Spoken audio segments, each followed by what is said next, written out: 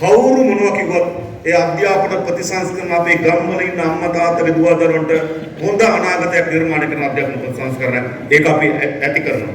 ඒ පිළිබඳ ප්‍රශ්න දිනන අපි කතා කරමු. අපි කියන්න මොකද්ද කරන්න හදන්නේ? මෙතන ඉන්න කවුරු හරි විශ්වාස කරනවද අපි ඇවිල්ලා අධ්‍යාපනය විනාශ කරනවා කියලා? නෑ එහෙමයි නෙවෙයි අපි. අපිත් අද මෙතෙන්ට එන්න. ඒත් අපි ඈත ගම්වල ඉපදිච්ච මිනිස්සු.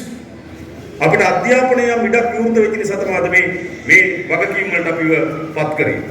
ඒ වෙනතු අපේ පෞල් පසුබිම්, අපේ ගම්වල පසුබිම්, අපේ ජීවිතවල පසුබිම් අපි හිතට ගෙනාවේ නේ. අපිට අධ්‍යාපනය තමයි අපිට මේ පාරවල් කැපුවේ. ඒ නිසා ඈත ගම්වල ඉපදිච්ච අපිට මේ පාරවල් කැපුවේ අධ්‍යාපනය නේ.